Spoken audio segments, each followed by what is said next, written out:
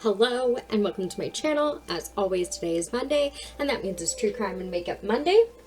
As always, there is a content warning. Always. We talk about the rape, murder, acts against children, all the nasty, nitty-gritty, dirty stuff. We get into it. So, if you can't handle that, then I'm gonna give you a minute and you should exit out of this video and go to a different one, because it gets real in here.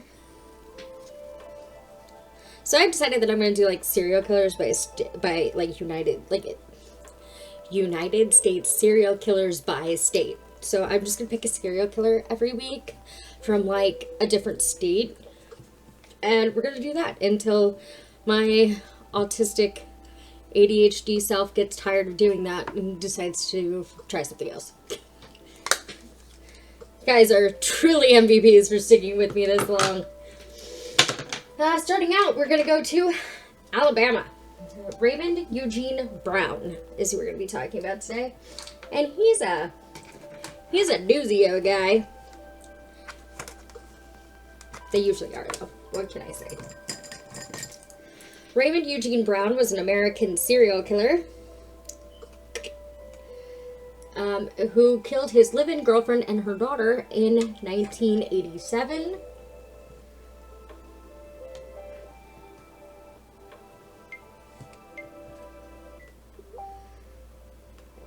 Shortly after being paroled for the triple murder of 3 relatives in 1960, when he was 14, he was sentenced to death for the latter murders and died on death row in 2008.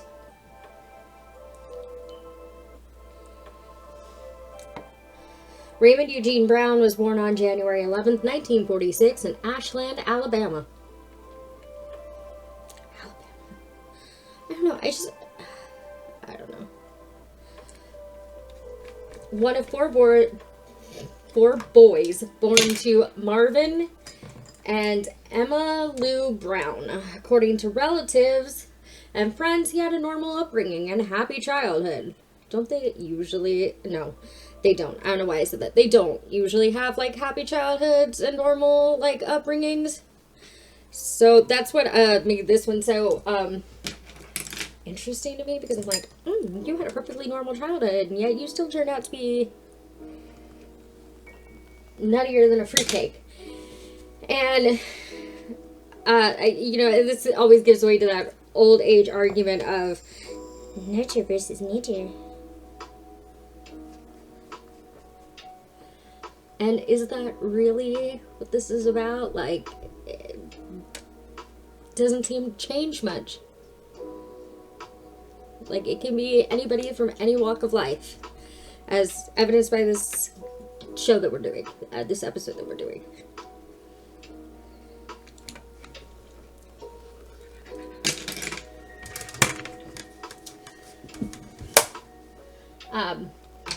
He had a regularly visited church and did not exhibit any worrying behavior. Brown attended the Clay County High School in his hometown, where he played for the junior varsity football team. He excelled in sports and was considered popular at school, with most acquaintances describing him in a positive manner. On the late evening of October 1st, 1960, Brown broke into a home occupied by 3 relatives: 31-year-old Aunt Berta Mae Martin, 63-year-old grandmother Ethel Ogle, and 82-year-old disabled great-grandmother Evelina Ogle, via an unlocked door with the aim of stealing money to buy himself some cleats. Because that's, you know, that's a good reason. While searching the house, he came across his aunt, who had awoken to investigate the noise coming from the kitchen. Upon being found out, Brown assaulted Martin and stabbed her a total of 123 times with a kitchen knife. Now, that's like the definition of overkill. Like, you didn't have to do all that, man. You didn't have to do all that, man. After this, in order to eliminate potential witnesses, he entered the rooms of his grandmother and great-grandmother and stabbed both multiple times until he was sure they were dead. He then performed multiple post-mortem manipulations on Brown's on the bodies, which included slashing their throats from ear to ear. The bodies were discovered in the early morning by Brown's mother, who immediately called the police. While investigating the crime scene, officers discovered the multiple body heel prints that they believed belonged to the teenager. In order to determine whether he was responsible, they interviewed a number of his classmates, friends, and acquaintances, some of whom Brown had told them he intended to visit his aunt and had supposedly gone there after finishing a soccer practice. Because of this, he was detained 5 days later in the school gymnasium and taken to the local police station for questioning. Brown subsequently confessed to the crimes and recounted the circumstances and details of how he had done it. His fingerprints were also matched to those found at the crime scene. You know how this works. They didn't go in with the intention of committing murder, and that is evident. You know, he was just going to steal money. He needed some cleats for soccer. There was no intention to actually murder his family members. But because he got caught and made a rash decision, I can't speak English today. Rash decision. He had no choice in his world. Not saying that he didn't have a choice, but in his mind, he did not have a choice but to commit murder.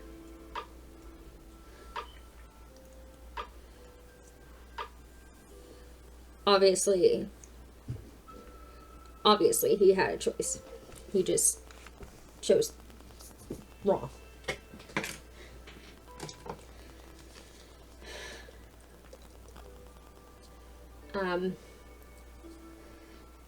A few days after the crime, souvenir hunters attempted to break into the house and steal whatever they could. According to authorities, there were more than 600 cars from 18 counties around the state, and even more from 9 other states.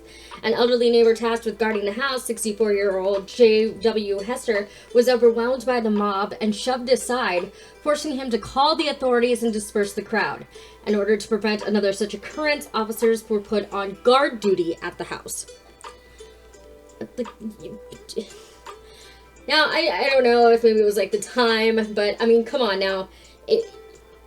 If you're trying to keep people out of a crime scene, then you should probably, like, not use a 64-year-old man. And I'm not saying that, you know, that means that he couldn't have, like, protected the place, because I'm sure he could have.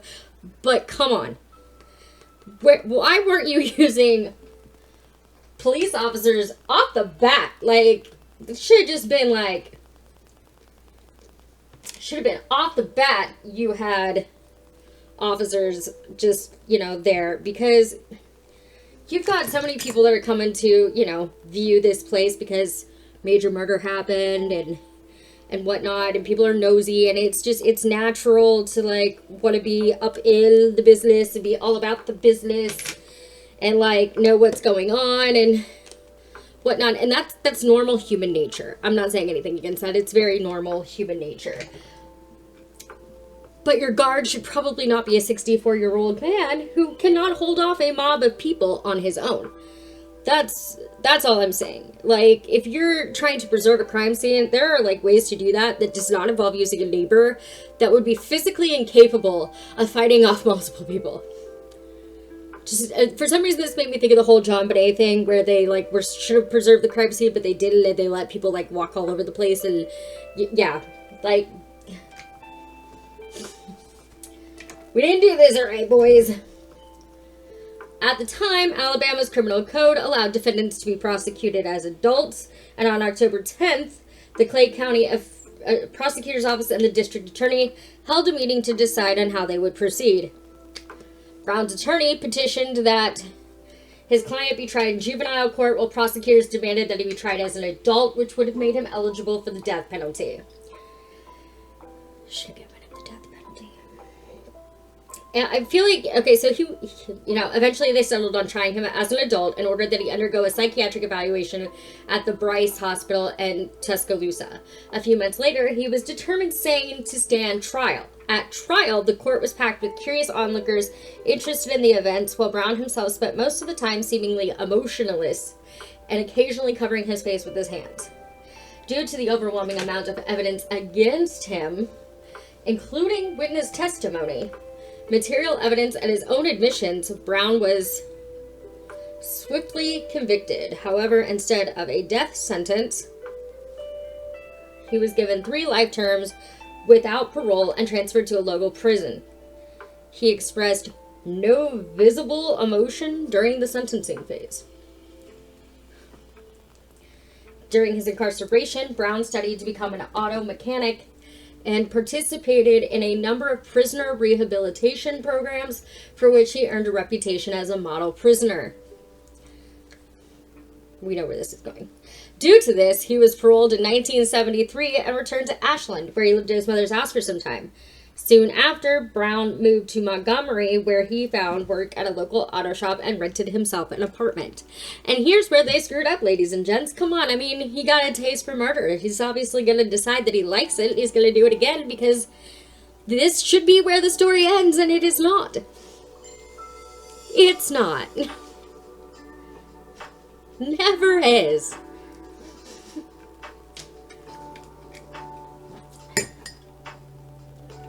In the late 1970s, Brown developed an addiction to alcohol, which greatly affected his lifestyle.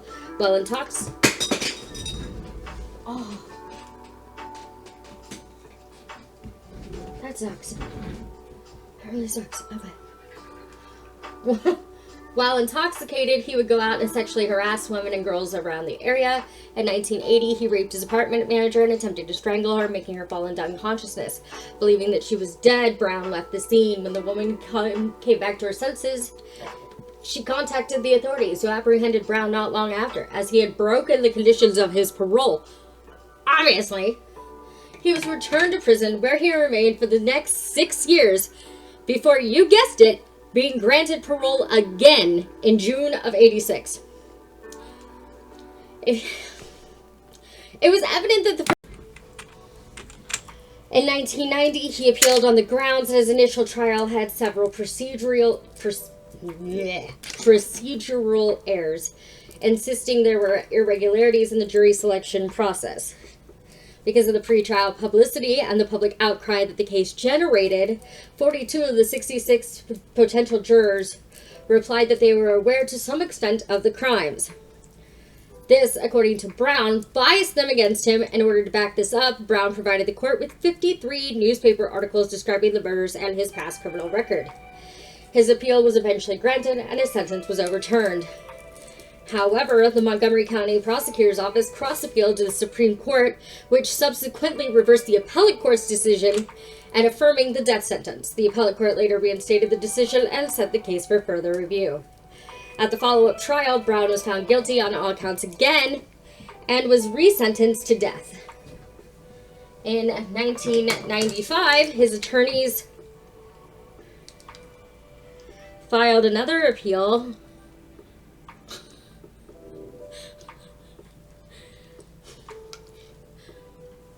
This isn't funny. That was funny.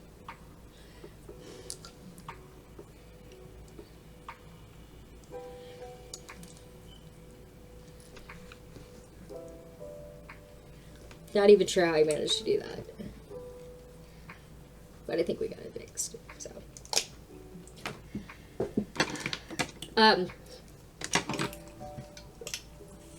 His attorney, in 1985, his attorneys filed another appeal claiming that the court failed to provide compelling reasons on why it denied potential jurors, and it was a sign of social and racial bias. Upon reviewing the appeal, the circuit court determined that there was no factual evidence to these claims and promptly dismissed the claims. Brown later attempted to appeal to the Supreme Court of Alabama, which upheld the appellate court's ruling. In the late 1990s, Brown's attorneys filed yet another appeal, this time arguing that their client had been denied the constitutional right to participate in the jury selection process. They also claimed to have found other irregularities, including that one juror had provided false information. The appellate court ruled against this, finding that there was no factual basis for these claims and that it ultimately did not affect Brown's own guilt of the crimes. All of his subsequent appeals, ranging from ineffective counsel to the death penalty being cruel and unusual punishment, were also dismissed. Brown died on death row in 2008.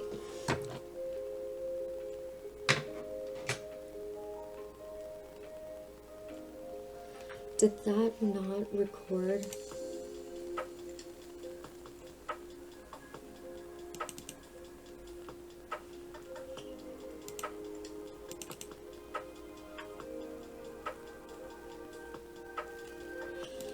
Anyway, thanks for hanging out with me. As always, please don't do anything I wouldn't do. Make good choices and be cautiously kind to others. And I'll see y'all next week. Bye!